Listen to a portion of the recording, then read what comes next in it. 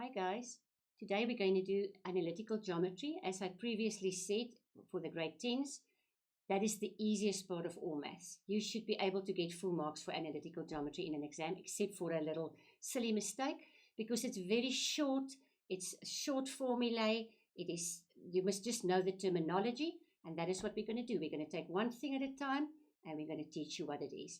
Like this one, the first lesson is the angle of inclination. Now, if you think back to trigonometry, you will realize that there we already did it. We're going to repeat it here, and we're going to make sure that you understand it 100%. Now, I'm going to let you read through this on your own.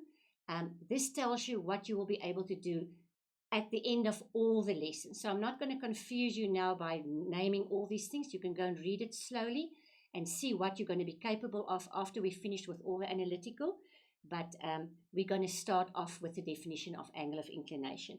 Now, as you can recall from previous trigonometry lessons, if I have a horizontal line, or specifically in this case, my x-axis and my y-axis, an angle of inclination is always an angle from the x-axis going anti-clockwise. And we call that angle normally theta. We can use theta, beta, alpha. We can use any letter for an angle. Normally we use theta. And that just says how skew the line is. It gives me the slope of the line. So very important just to remember, I always have to, if I work on a Cartesian plane, it's not just any horizontal line. If it's the Cartesian plane, I always go to my x-axis and I go anti-clockwise, and that is how I find the angle of inclination. Good. There it's drawn properly for you. Now you can think for yourself. If I make that angle of inclination, that theta, a bit bigger, can you see what my hand is doing? It's moving up. So the direction or the slope of the line also changes. So that angle of inclination and the slope of the line correlates with one another. If the one is bigger, then the gradient is also going to be bigger. Because what represents the steepness of a line? You can remember it is gradient. So there's some correlation between angle of inclination and gradient. Let's see what it is. You know what the formula for gradient was? We did it many, many times. y2 minus y1 over x2 minus x1. That tells me in normal figures how steep the line is. It doesn't tell me 30 degrees, but I have an idea because it gives me the different y's over the different x's. So if I look at the graph, there's the difference in the y and there's the difference in the x. We use this little triangle to just shortcut. You remember this is a shortcut subject. If we cannot write a lot of stuff, we don't. We just write symbols as long as we understand what it means. So that little triangle just means the difference in the y's, y2 minus y1, or the difference in the x's, x2 minus x1. Now that should ring a bell because it's now y over x. Can you recall something that you did previously that is also y over x? I'm sure you got it before I went to the next slide. It's opposite over adjacent.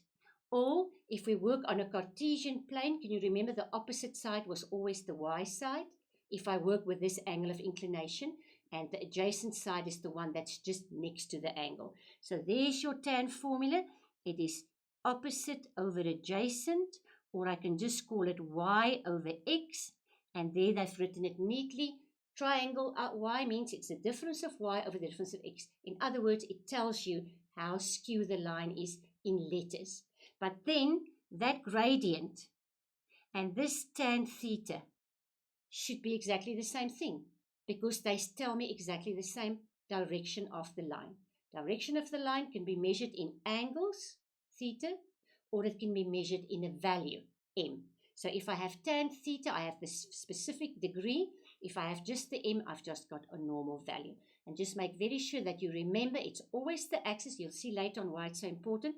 It's always the angle from the x-axis anti-clockwise from the x-axis, your horizontal line.